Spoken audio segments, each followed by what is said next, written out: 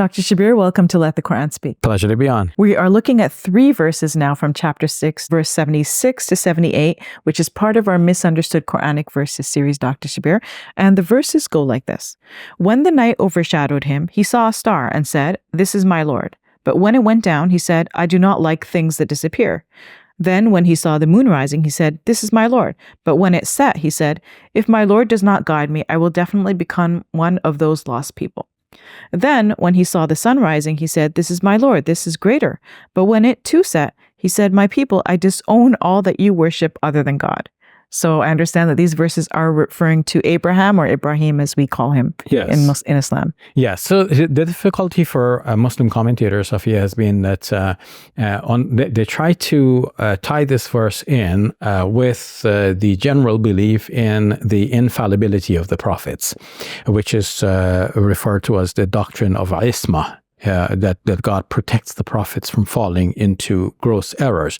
As human beings, the doctrine holds that human beings can, the prophets can, as human beings, commit some minor mistakes in judgment, but as we all do, that's the nature of human beings, but they're not going to be guilty of gross moral failings. Yes, sins. And then worse than sins would be like incorrect belief, especially compromising Tawheed or monotheism. So not just practice, but belief, the ideas. Yes. Yeah. This passage seems to show that Abraham is on his journey of discovering who exactly is God, and then at a certain juncture, he's taking something else for God other than the one true God. Mm-hmm. So he looks at the astral gods of his people, the star, and he says, "Okay, this is my God." And then it sets, and he says, "I don't like that which sets." La uhibbul afilin.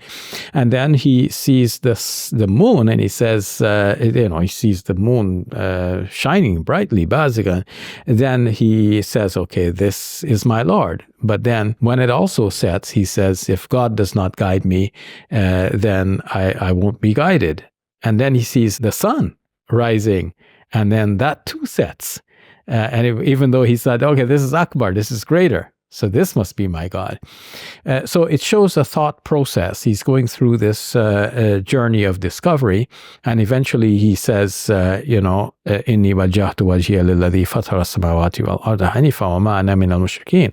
I turn my face towards the one who created the heavens and the earth, and I'm not going to be one of those who associate partners with God. This is a favorite passage to Muslims to this day. Some recite it at the beginning of their daily prayers. So how do the commentators try to get around the literalness of what is there in this passage? Well, they have some stratagems. One is to assume that Abraham was a child at the time when he was saying all of these things. So that means he was not responsible. He's excused. The doctrine of isma is intact. Another is to say, as is reported from Ibn Abbas, that he said that this happened only for the period of time, when he saw the star, then he saw the moon, then he saw the sun, and then the sun set. So it was only like a day or so. It's not like he had this long-standing incorrect belief. That too is a way of excusing it. Another way is to, and this is a little bit more far-fetched, is to say that he was asking questions. He wasn't really making statements. So when he said Hada Rabbi, he wasn't saying this is my God as if making a declarative statement. He's actually saying it in the form of a question. Now, of course, we know as in English, so too in Arabic, we can ask a question. There's no question mark in the spoken language, right? Only in writing we see there's a question mark, but from the intonation we can know that there's a question, right?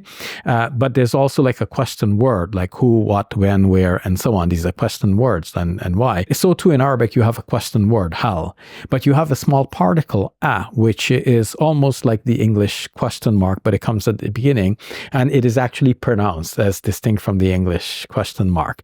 But in everyday speech nowadays, Arabs may drop that hamzatul istifham, this hamza that indicates it's a question, and just the intonation of their voices will make the listeners know that this is a question. Some commentators say, well, you know what, Abraham was just asking a question. He wasn't making a statement.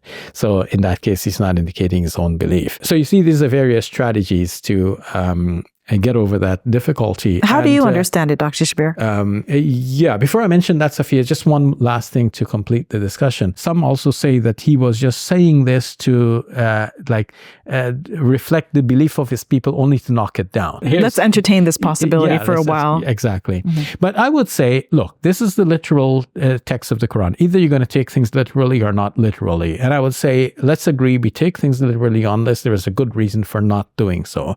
If the doctrine of isma was so well entrenched in the Quran, you would say that's a good reason for not taking this literally. But the doctrine itself is something that developed later. It's a good doctrine. It helps us to have confidence in the message of the prophets because they were not guilty of moral crimes and false belief themselves.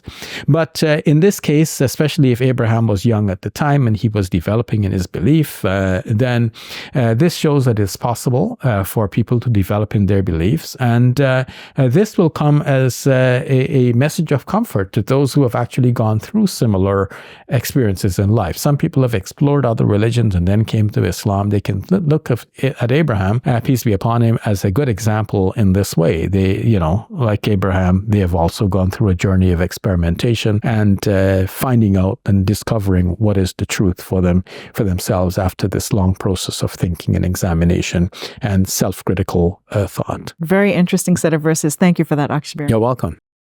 Assalamu alaikum. Welcome to Muslim Media Hub, the new home of Let the Quran Speak. Here we spread positivity and good. We help people experience the beauty of Islam and help them appreciate and understand Muslims. This beautiful building we purchased at cost $2.3 million. Yeah, we've already raised a third of that money, and with your help, inshallah, we can pay off the rest. So we're looking for people who can give $1,000 each. If you can be part of the select group, that's amazing. Otherwise, just please give whatever you can. Every dollar counts. It's our collective responsibility to share the message of Islam with our fellow human beings. Please help us continue this good work. It's a sadaqah jariyah, something that will continue to be a benefit to the Muslim community long after Safiya and I are gone.